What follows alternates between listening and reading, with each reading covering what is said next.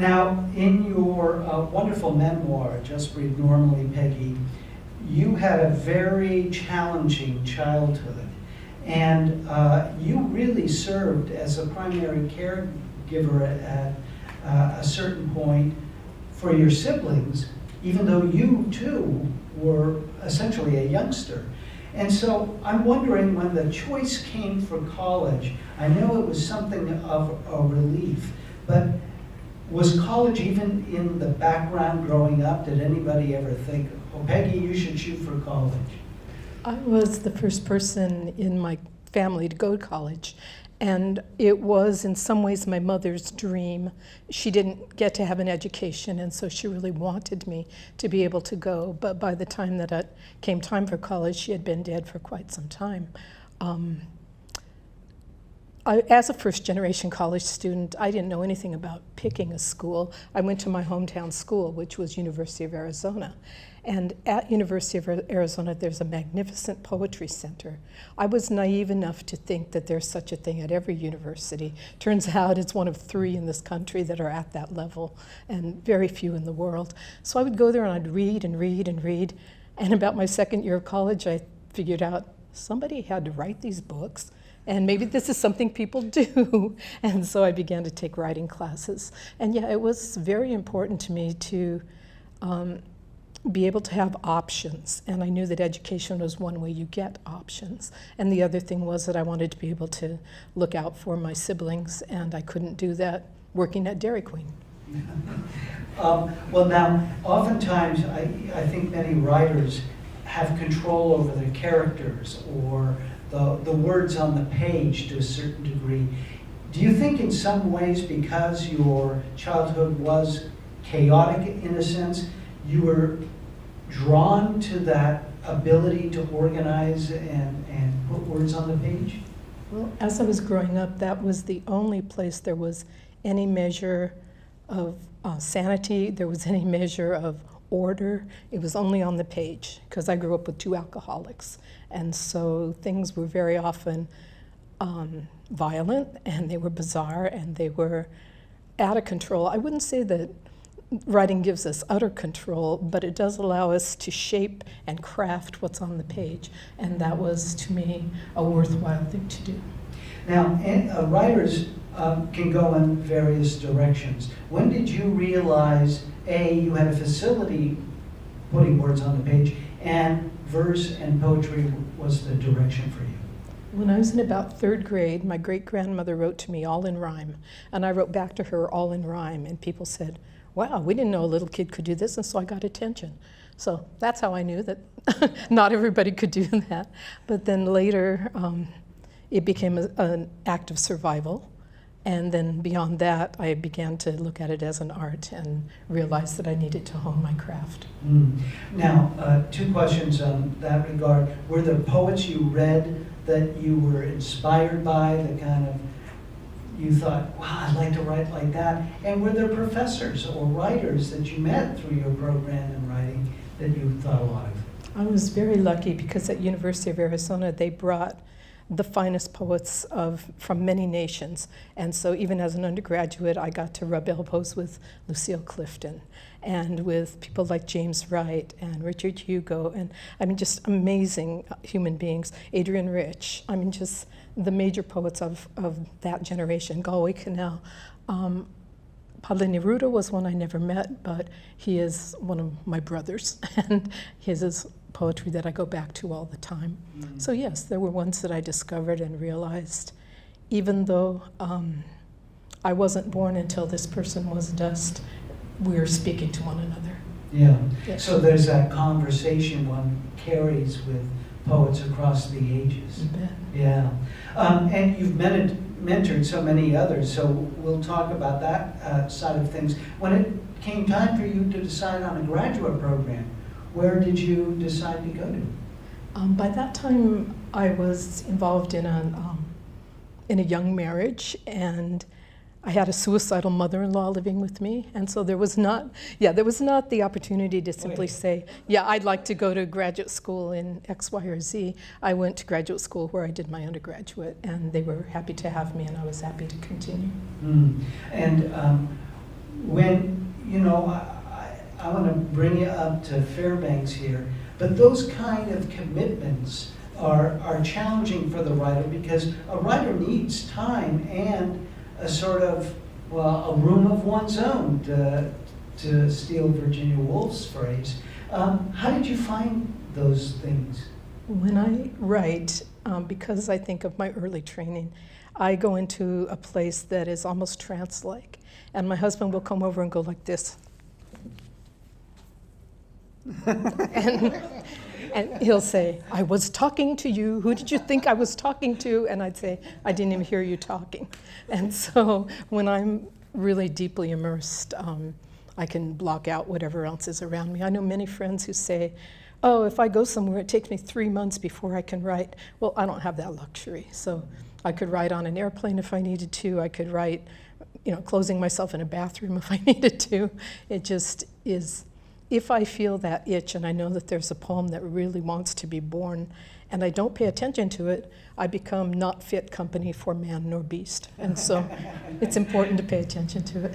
Well, discipline, I know, is often a hallmark for some writers. Do you have a preferred time of day that you like to write? No. No, I mean, just it's any time. I'm, how can I say? I'm more lucid in the morning. So That's it coffee. helps. It works for me too. I don't drink coffee, Oh, so wow. that's not it. I just, when I wake up, my brain is ready. Yeah. Now, at this age, many of my peers want to go to the Southwest. And what drew you from the Southwest to Fairbanks? At the time that I was getting ready to do something different, I was in Arizona. I was teaching at a women's prison. I was teaching at the Valley Center of the Deaf. I was teaching in Poets in the Schools, and I was teaching as an adjunct at Arizona State. So I had 4 part-time jobs, and I was cobbling together a living. And an ad came up for a 1-year sabbatical replacement job at University of Alaska Fairbanks. I did not know a soul. But I thought, this will be a good adventure. So I threw what I needed into my Honda car, and I drove solo up here, and that was well before cell phones. And so I'd stop every night and call my friend, and he'd say, where were you? And anyway, just so the troopers would know where to start looking if I didn't show up in Fairbanks. I got to the Canadian border, and they said, what's in the boxes? And I said, household goods and books. And they said, do you have more than 1 copy of any book? And I said, yes. And they said, why? And I said, because I wrote it. They said, are you going to stop and sell them in Canada? I said, no. So anyway, I showed them my contract that I was actually employed, and they let me through their country, and I made it up here. Wow. I'm thinking of the Cole brothers. When Terrence came up here, they picked up a hitchhiker that the Mounties were looking for. So, yes, close, yeah. You're close. You're the second brush with authority there. Now, when you got here, who was in the department, and what made you decide to stay, Peggy? Well, the other writers in the department at that time were Dave Stark and John Morgan. And of course, John was the one on sabbatical. Now, back in those days, if you can believe it, the humanities had money for sabbatical replacements, and that's how I got up here. There was also a sabbatical replacement person, and Christiane Balk, the Seattle poet, was filling that slot, and Wendy Bishop was up here. So we had a really good, interesting group of writers. But dang if John didn't want his job back. So yeah, so I went and taught at Old Dominion in Virginia for 2 years. And then after that time, there was a woman named Mary Barron who was the head of the department. She was a Shakespearean, and they had already hired Janice Lowell, also a Shakespearean, and they decided all the writing classes were oversubscribed, so they should have another poet, and that position opened, and I was fortunate that they said yes, and I could come back.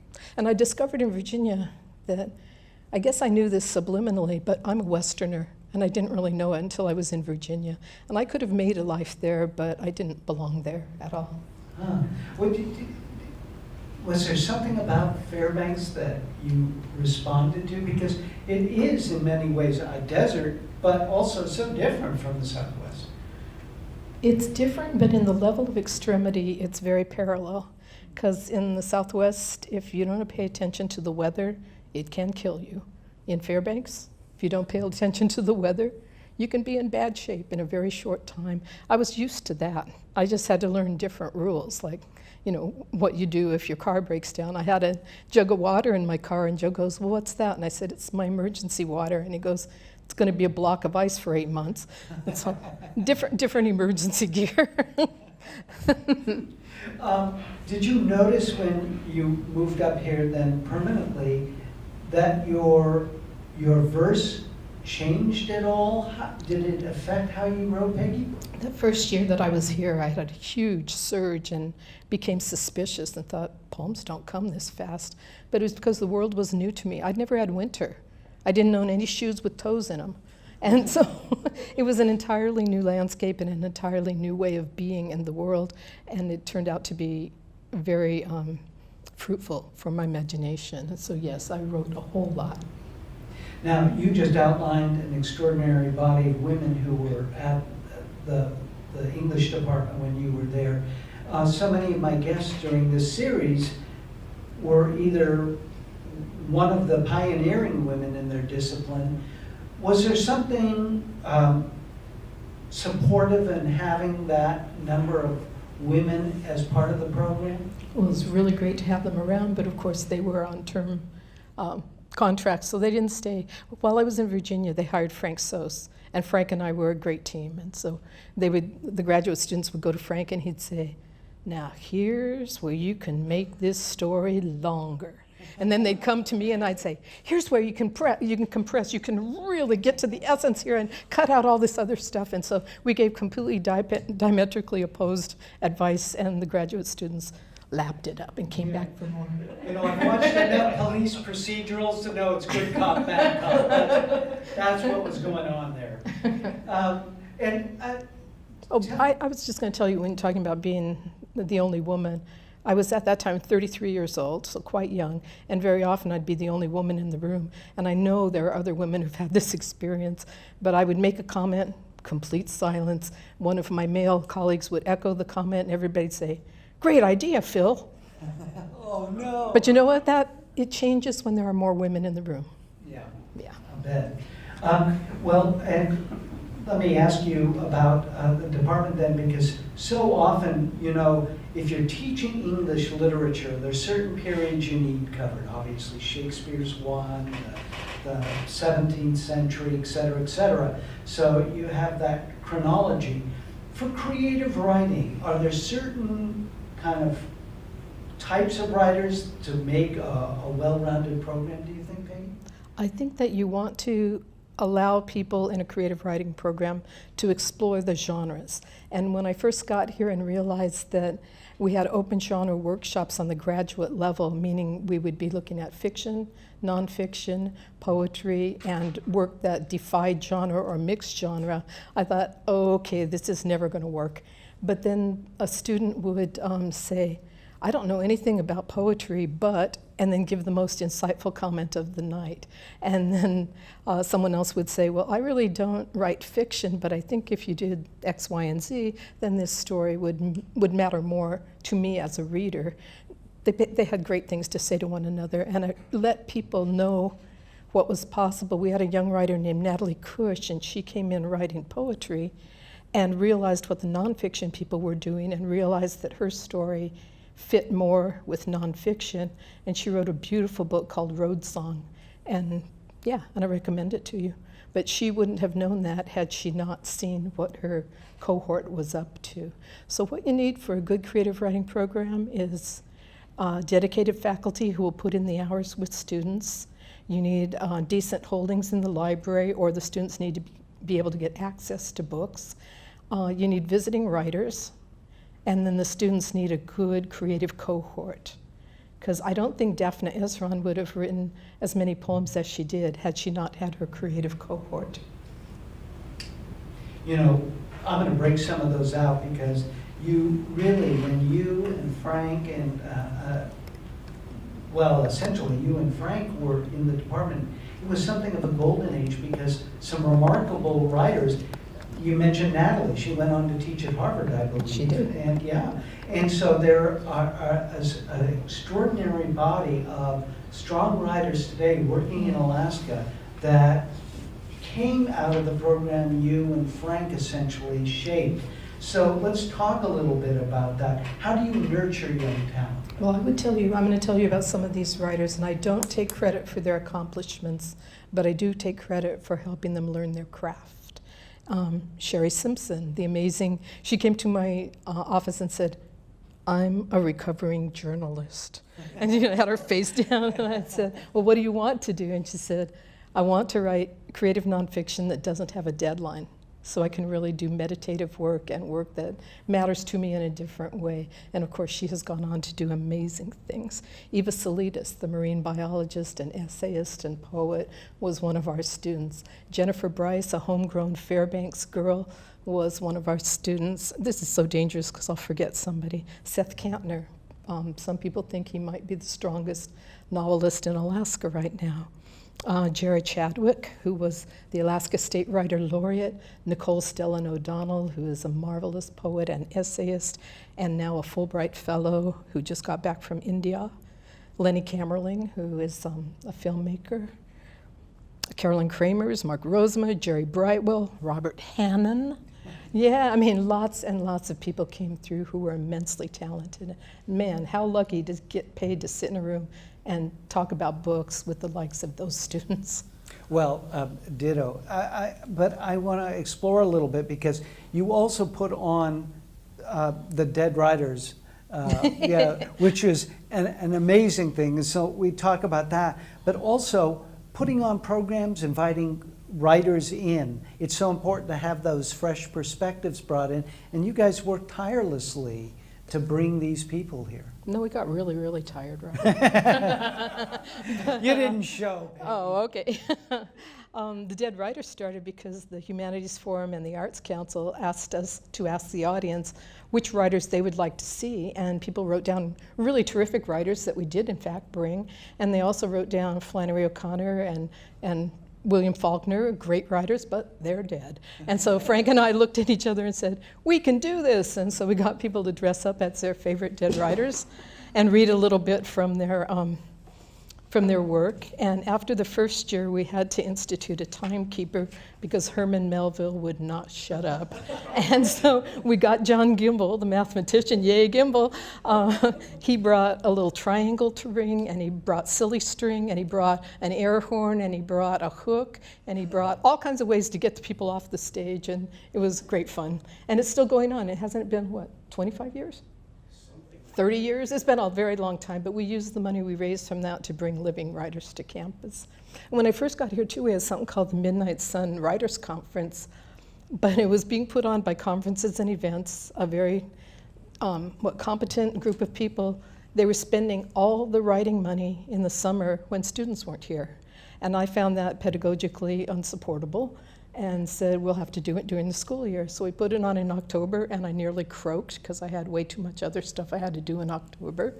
And so then I thought, okay, we'll make it a series. And so bringing writers one at a time, you can actually prepare the students for that, and you can have them come and visit your classes, and pedagogically it's more sound. So now we have that. Well, let's talk a little bit about bringing, I know that there's an allure to Alaska, so oftentimes writers who are just coming up for a workshop, let's say, jump on board. But attracting faculty and new writers to complement the department often is a challenge because, thinking about, coming up here for many people is daunting. They didn't cross the Canada border with more than one copy of books in there. So what would you tell those people, Peggy, to draw them to the department? Well, I'll just tell you one funny thing that happened. We were interviewing a guy at MLA, and we said, well, do you have any questions for us? And he said, how often does it get down to zero? And we looked at each other and we said, you mean up? And you could realize he didn't have a clue. So we thought he was rather unprepared.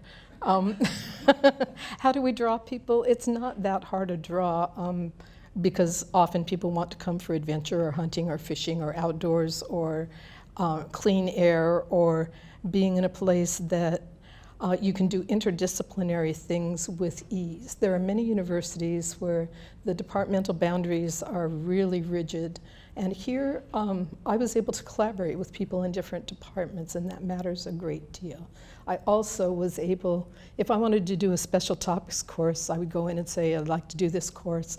And the only real question was, did the department chair have to do any work? And if the department chair didn't have to do any work, then I was able to do what I wanted. Does that make sense to you, John?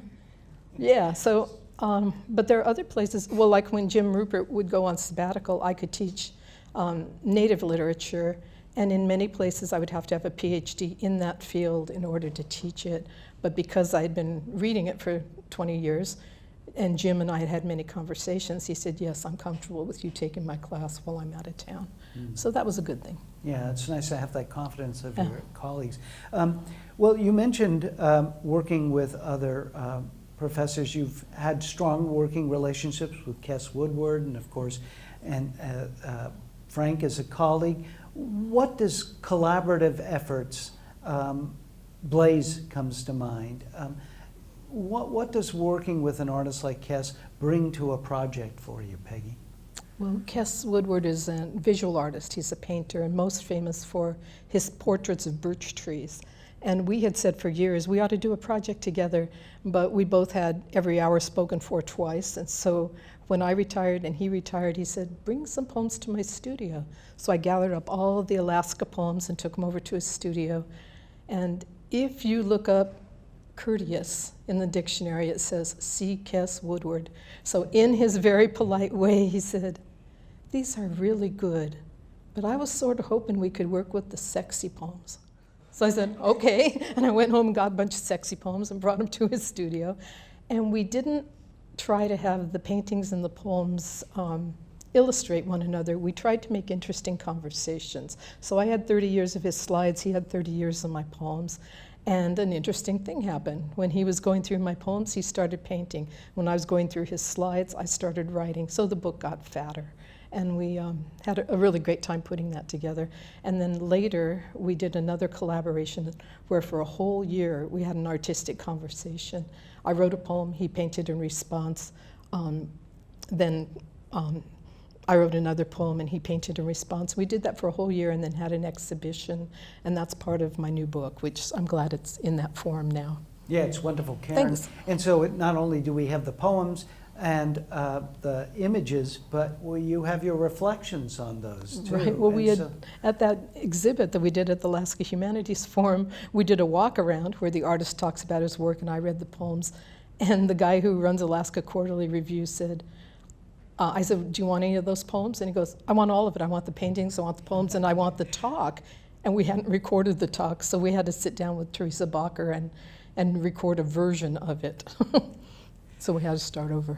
So when you retired, Peggy, a lot of people look forward to the veranda, you know, with the lemonade and looking at the sunsets, but you didn't go down that path. In fact, if anything, you redoubled your efforts and are part of a wide range. I listed some of them in the introduction. When you retired, what did you have in mind you'd be doing, and then how did you get involved with all these other editorial and workshop efforts? Well, I had tried in 1985 to start a poetry series with University of Alaska Press, and the person who ran the press at that time said to me, literature is a great, great morass. As if I didn't know that already. And so anyhow. I like the way you said it, though. That was great. Anyhow, so I went to the new director of the press, who at that time was Joan Braddock, and said, would you be interested in doing a literary series? And I can pick out maybe 1 or 2 books a year, and the press can publish them, and I'll help promote them and that kind of stuff. And she said, let's try it.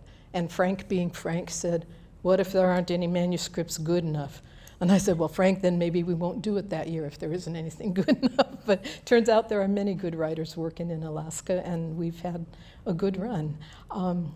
The people at Red Hen, where I publish, they're in Los Angeles, and they didn't want their list to calcify by always having the same people picking the books. So at one time, the editor there, Kate Gale, said to me and to Eloise Klein Healy, an LA poet, she said to me, do you want to bring out one book a year by an Alaska writer? And she said to Eloise, do you want to bring out one book a year by a lesbian writer?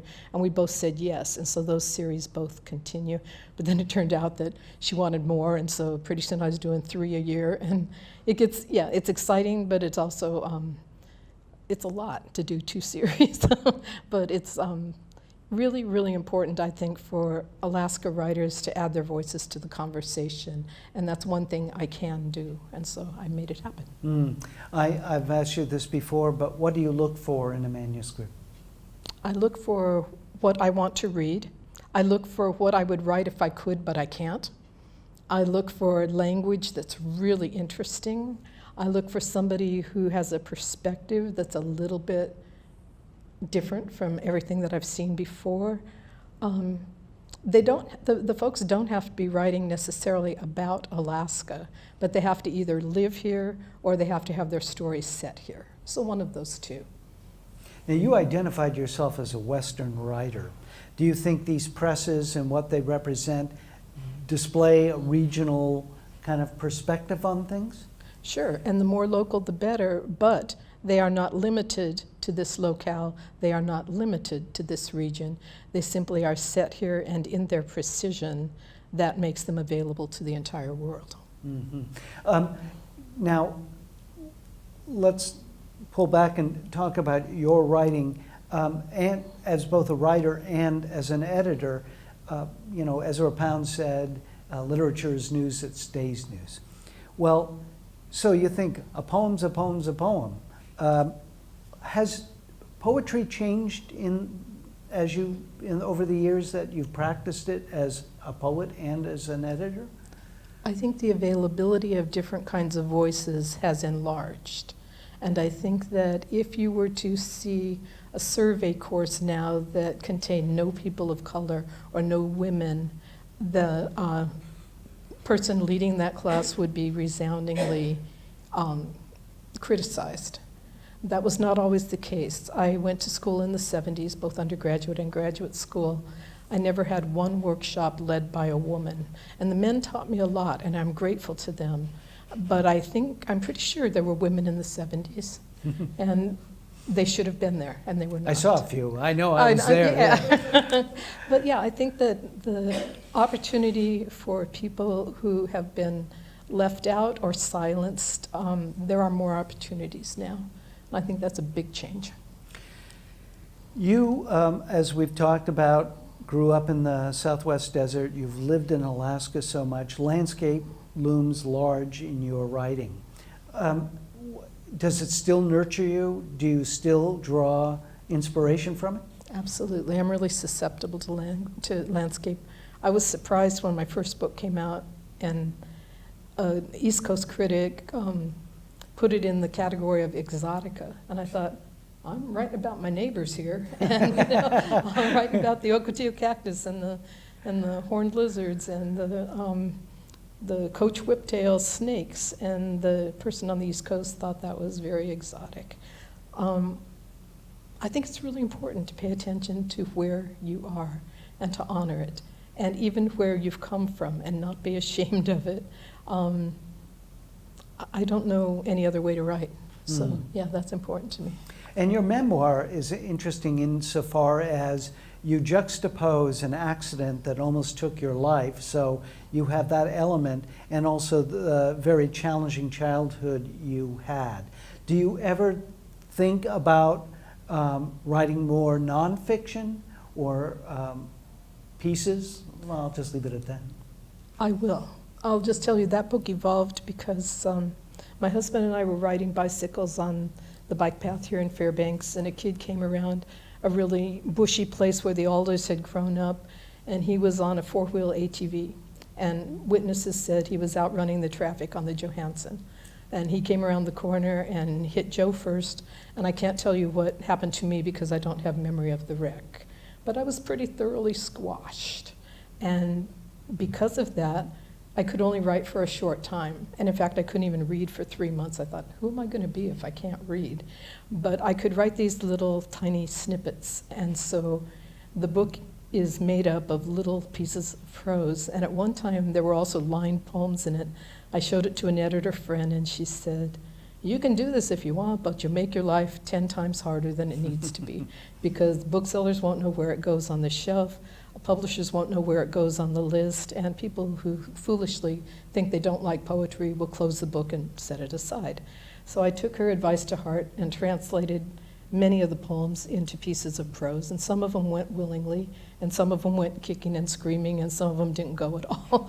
But so I made this book of little pieces of prose, and that's as much as I could physically do at that time.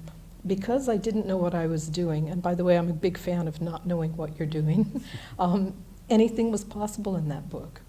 And at the very end, an editor at the press said, "Oh, it's a memoir." I said, "Fine, call it what you want."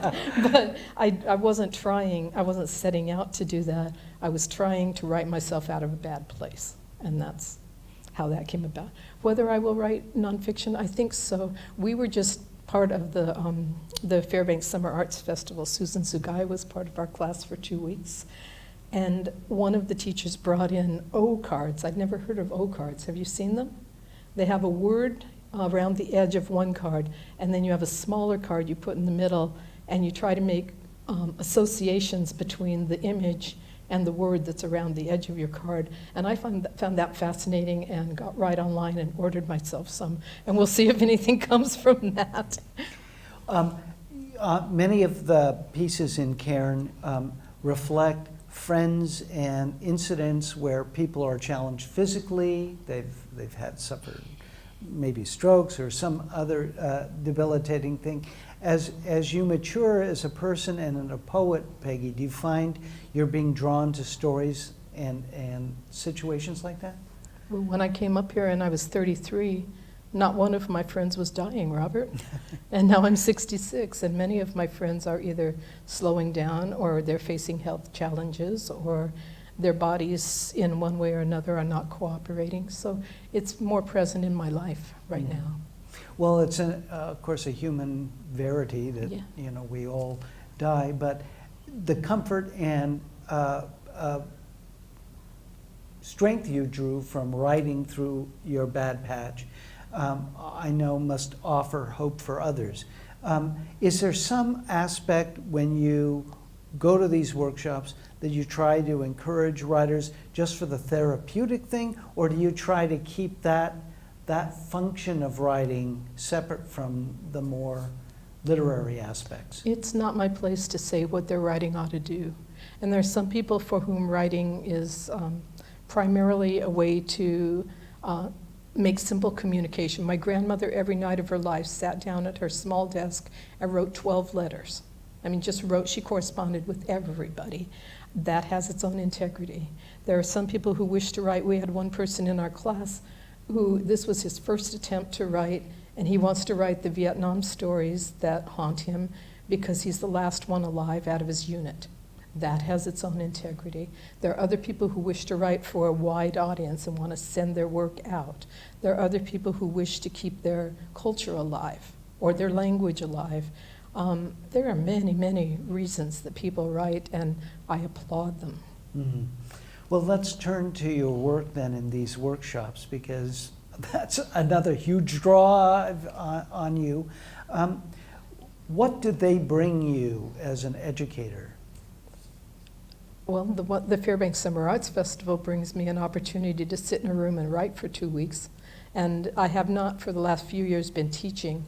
I've been sitting in the class and writing along. We have 4 writers, and they stay in the room all day, and we write all day long. And by the time I'm done with those 2 weeks, I've got enough starts. Do you too, Susan? Yeah. For the next 10 years. I've got a lot of starts, and I look at how other people try to motivate folks to write. Especially, we've got a mixed group. We've got people, as I said, who are trying this for the very, very first time. We have people in that room who are scientists, who are engineers, who have done many different kinds of work. And we had a retired surveyor this year. Lots of different kinds of people writing many different kinds of things. And it was interesting to just see, if we all had the same prompt, how the human imagination can vary that. And and turn it and make it our own. Mm. So that's important to me. And every time that I go, different workshops have different expectations. And some of them, this is a generative workshop. If you go to the Kachemak Bay Writers Conference, it's less focused on generation of new work, more focused on creating community. And ours creates community, but in a different way. Mm. And what does that mean, creating community? Well, when people go to Homer, they get a chance to see other writers from all over Alaska that they may see only once every 5 years. They have a chance to know that there are other people trying to do really difficult things that they are trying to do. And it's more focused on panels and one-session classes, and an opportunity, because it's held at the tip of Homer's Spit. That conference never gets any bigger than about 130 people, which is fabulous.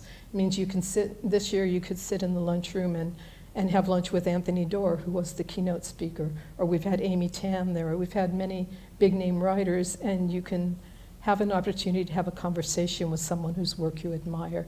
That, I think, is just as useful as being in class with that person. I think being at lunch with that person matters too. Now, with the MFA program at PLU, which is a mouthful of letters that I just spewed out, but Pacific Lutheran University's Masters of Fine Arts, that's a different program. And what's your sense about writing programs in general, Peggy, and how, are there too many? Are they helping the life of letters in the United States, do you think? I think that as long as there are people who wish to study an art, there should be people willing to help them study that art. We have a program at UAF that is a residential program, which means the students are here in town, the teachers are here in town, and they meet a couple times a week for their classes, and they see each other face to face. The program where I teach at Pacific Lutheran is a low residency program, which means for 10 days in August, in fact it's going on right now, there's a residency, all the faculty and students come together. Those are very intense days, and then we get assigned our students and everyone goes home, and the work is done over email or by telephone or in whatever way the people wish to make it happen. It's more like an apprenticeship. And when I first got started there, I thought, ooh, these might be the students who couldn't get into a traditional program. But no, very often there are people who have children, they have jobs, they have families, they cannot uproot and go to a traditional program, but they can manage to take 10 days a year and come to this low residency program. And we've got terrific students. And so the great fun there is that there are like 24 people on faculty. So those students get a wide variety of writers. Right now at UAF we have, let's see, Jerry Brightwell in fiction, we have Daryl Farmer in nonfiction, we have Sarah Johnson in poetry. Do we have anyone else? I can't bring them to mind right now. But Yeah. Oh, Kyle Mellon, and he's fiction too, right? So the students here get 4 people to work with. They're good people, they matter a lot, they do hard work, but it's not the same thing as having 24 writers at your disposal. So there are pros and cons. Now, so we've just covered a spectrum of writers, from the novice writer to people who are going on to advanced degrees in writing. And I often hear despair expressed with Twitter, and in more than one way regarding Twitter, but it debasing the sort of language we live by. And have you noted anything like that in your experience, Peggy, do you think? Well, I'm completely ignorant about Twitter and Instagram. I don't have accounts there. I don't know what they do. I don't even know how it works. But in the general discourse, there is a tremendous lack of civility. There is also in the general discourse a meanness and an ugliness that doesn't have to exist. There are a whole lot of people who do not think it's important to make complete sentences. There are a great many people who do not think it's important to understand what a word means before they throw it around, and they throw it around pretty casually. And I think all of that is to our detriment. finally, I want to start turning to your work with the National Endowment of the Arts, and I know you've been a champion of the arts for a long period.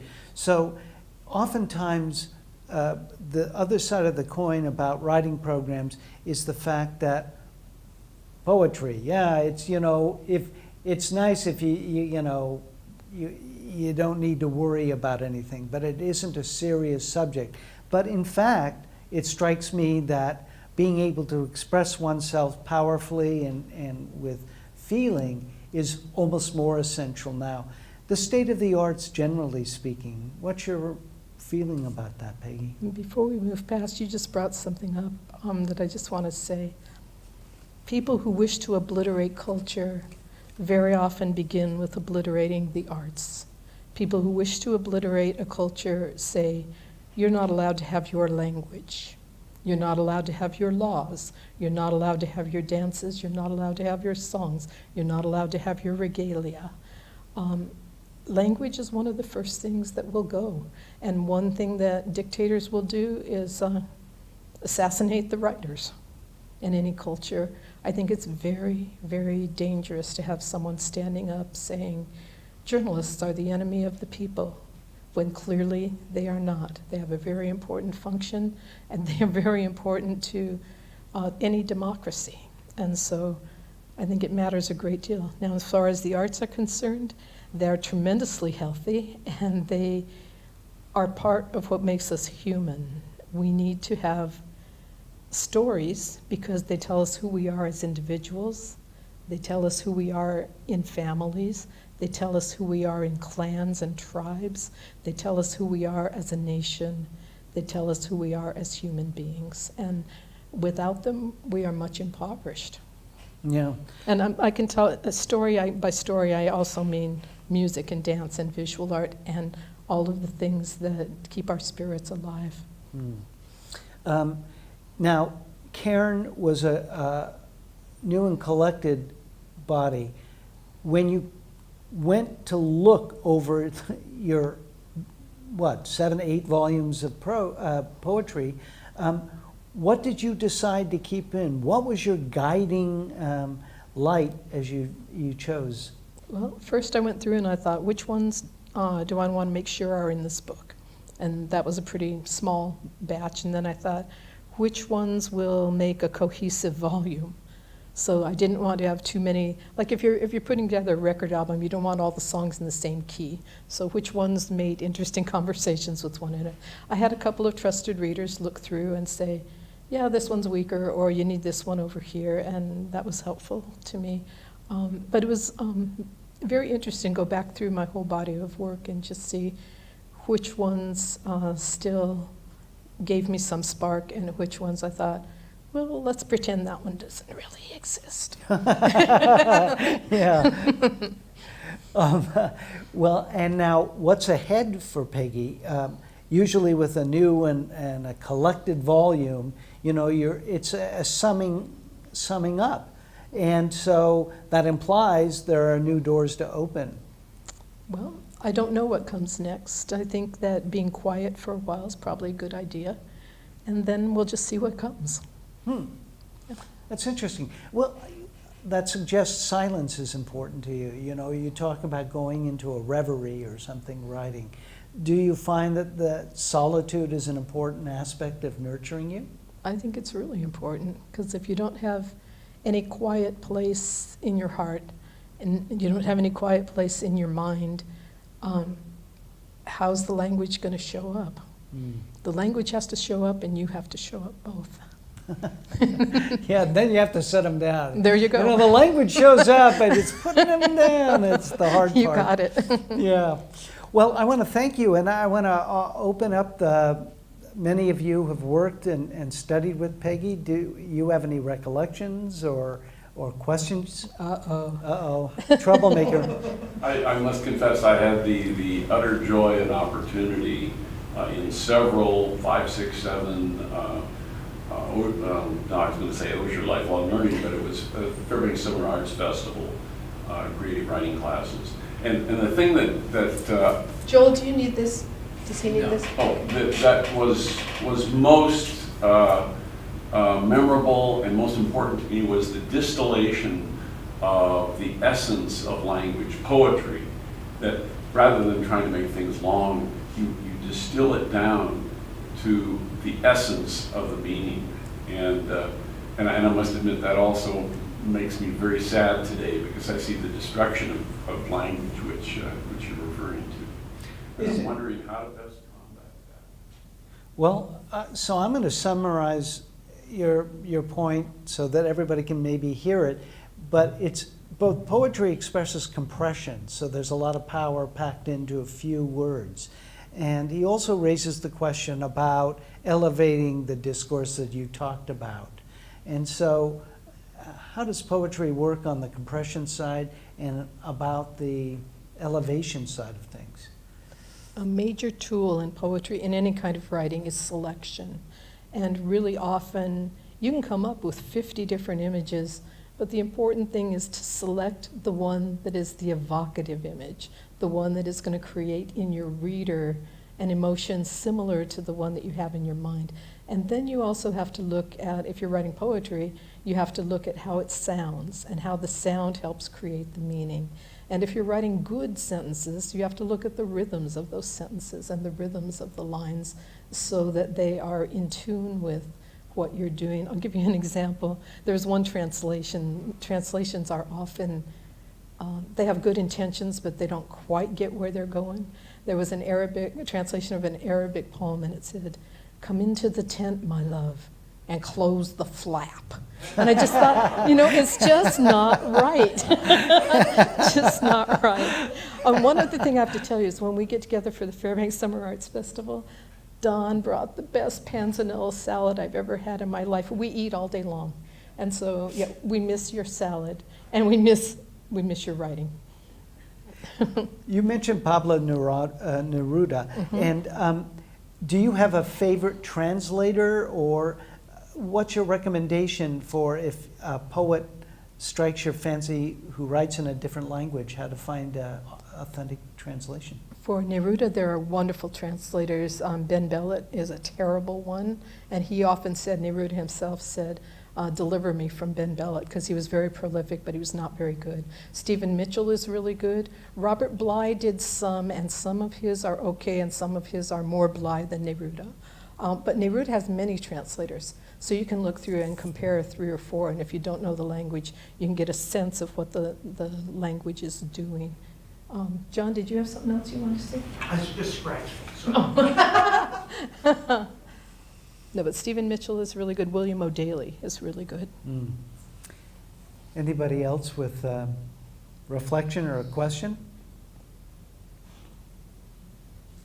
Sue? Well, I have a question. I'm stuck on something that was way back, but I'm interested in Peggy's opinion about the role of university presses in publishing fiction and poetry, not necessarily the same thing. And what are some examples of presses that are doing it well? It seems kind of like, especially if you have work in fiction, if you are lucky enough to get it published, I suppose you don't care who the publisher is that's being published. But it also seems like a very good way to bury your work or limit it to a very Sue, let me see if I can summarize here. So you're asking about collections that combine both fiction and poetry? No, just university presses as publishers. I'm curious about this. I worked for a university press a long time ago, and in those days they were mostly strictly nonfiction and very academic nonfiction, and the language wasn't necessarily exemplary across the board. But now there are more presses that actually do fiction and poetry, and I wondered how you think that's going. So university presses that you think are doing it right? Yeah, well, I'll just say that university presses and independent literary presses, small presses, are keeping poetry and serious literary fiction, especially short stories, alive. There are a great many commercial presses that will publish novels but will have nothing to do with short stories. And the number of poetry collections is, among the commercial presses, they're just very few. So the university presses and small presses are picking up that slack. At University of Alaska Press, the Alaska Literary Series will publish fiction, poetry, nonfiction, and genre-defying things. For example, we did a book called never mind, that's Boreal. But the same thing is true of Boreal books. But we did something called Double Moon, which is artwork by Margot Klass and little pieces of prose that by Frank Sosa. He calls them squibs. I don't think anybody else does. But so pieces of prose and pieces of art that go together. That's something that a commercial press would look at and say, that's way too expensive. We are not going to take this on. But it matters to have it in the world. I was giving a talk at the Institute of American Indian Arts, and I was sitting between the literary agent and the guy who bought scripts for the movies, and their view was completely commercial. And I said, at University of Alaska Press, we just brought out a Yupik dictionary. If every speaker of Yupik in the world buys that book, it will not make money. And it matters to have it in the world. And so it's a different perspective. Okay, ones that do that well, there's something called the Prairie Schooner Book Prize. Every year they bring out a book of poetry and a book of short fiction. We have the Permafrost Book Prize that here at University of Alaska Press, and they alternate between fiction and poetry and nonfiction. We also have the Alaska Literary Series here. There are a great many. I can talk to you afterwards about different ones if you want to tell me what your project is, and I can aim you. Like University of Pittsburgh has a poetry series that's been very vibrant, has been going on a very long time. So they're in weird places. I mean, who would think of Pittsburgh being the mecca for poetry, but it's very well respected. And there are several all over the place. You know, it strikes me, you talked about Alaskan writers, and Alaska in population isn't that large, but we are widely scattered. And do the presses, I would assume, help keep that sense of community so writers get to see what other writers are reading, and there must be websites as well to facilitate that. There were 2 writers in Anchorage who did not have a strong enough sense of community, and so they started something called 49 Writers. It was Deb Vaness and Andromeda Romano-Lax, both prose writers. And 49 Writers started as a blog spot and a website to get writers connected with each other. Now they offer classes and they do all sorts of activities, a lot in Anchorage, but they're trying to get more statewide. But that's a place I would send you if you want to know what's going on in the literary community in Alaska. Daphne, do you have your hand up? Yeah, I was wondering, so I don't know if you remember Dave Abrams. Of course. So he has a real presence in Facebook as like a little like mini mecca of good fiction.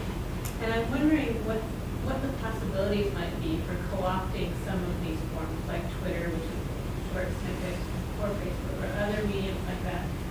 And sort of, do you think it's possible to sort of stage or two take them over? Well, there are people who do amazing things online. The mystery editor Dana Stabenow says, I can sell 25,000 copies in my pajamas, because she has a group of fans called the Dana Maniacs, and she keeps in touch with them, and when they have book groups, she meets the book groups via Skype, and she does all kinds of stuff. David Abrams, who Daphne mentioned, was a sergeant at Fort Wainwright and took creative writing classes here. He came out with a novel called Fobbit. A FOB, or FOB, is a fixed operating base. And if you are somebody who stays in the fixed operating base, you're called a Fobbit. And the guys who have to go out and be under more danger make fun of you. But he was a Fobbit, and he was a very literary Fobbit. And so there is in his book a sergeant who reads all the time, and his superiors who think he's slacking when he reads all the time. Anyway, it's a very good book. People say it's the Catch-22 for Afghanistan, but I recommend Fobbit to you. And he's got another book out, doesn't he? I can't remember his title. Yeah, David Abrams. Yeah. Oh no, I forgot your question. He promotes it online. And other writers, like he showcases, like every week he's showcasing writers through Facebook. So he's sort of taken it and used it. Yeah, it's his way of making known what other people are doing. There's a wonderful nonfiction writer named Dinty Moore, and Dinty edits I'm not kidding, that's really his name. You think he got beat up in junior high?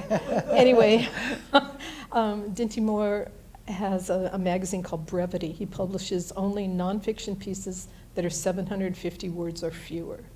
And on his Facebook, almost every day it's a quotation from an author, and very often it's an author who has just died or an author who is bringing up an idea that he thinks is timely. And I think that's a good way that he introduces people to a lot of writers they wouldn't know otherwise. And I like the idea of Twitter, which limits your characters, number of characters, and I think of a very tight form like haiku. A lot of people try poetry for the first time, either the limerick or the haiku, depending on their taste, because of that limited size, and they're not so intimidated. And so I wonder if these are also avenues for... It's possible. Mary Barron used to have an open bet saying if anybody could write a sad limerick, she'd give them $100. And nobody ever got her to pay up. Because when you get that rhythm going, it just can't be sad. Sorry. Well, I could keep you here all night, but that suggests something too. You talked about line breaks when you were adapting for Just Breathe Normally. So that is an interesting point. When do you sense the right time to break a line, since rhyme no longer guides so much poetry as it used to? Well, first I'll tell you, you know what you gain when you give up line breaks? A whole lot more readers. And I didn't know that before I had a book of nonfiction, but when you have a book of poetry, you have fewer readers, and that's all right. But the line break there are a variety of reasons. You can use the line break to complete a thought or complete a grammatical unit. You can use it to disrupt a thought or disrupt a grammatical unit. You can use the line break to have multiple meanings occur. There was one poem in which they're searching for a child who's lost in the woods, and the line goes, "The boy was still," and you're thinking, "Oh no," and you get to the next line, "alive." So you see how he gets suspense created just in that break. You can use it for sound. You can use it as a unit of breath. You can use it as a way to signal how you wish the piece to be read or performed. There are a great many reasons, but it's great fun to have that tool. And as a poet, if you no longer have that tool, the sentence becomes the unit, and the sentence is widely variable and really interesting, but I miss the line when I don't have the line. And do you have, I know many poets perform, and there's slam poetry that's really a performance art as much as a literary form. Do you enjoy reading your poetry, Peggy, in live? I'm enough of a ham, so I like to read it out loud. I'm less good at the kind of venue that is more associated with slam, because I don't like to go to bars and I don't like to go to loud coffee houses, and so that's where that usually happens. Right. But I did have a bunch of students come up to the stage when I was at my very first slam, and they bowed down and said, "Poetry goddess," and that was all right. That's like a promotion, isn't it? You know, editor, poetry goddess. You know, you can put that on your doors thing. Well, again, Peggy Shumaker, thank you so much for taking time tonight and talking Thank you, with us. Robert. Thank you to all of you.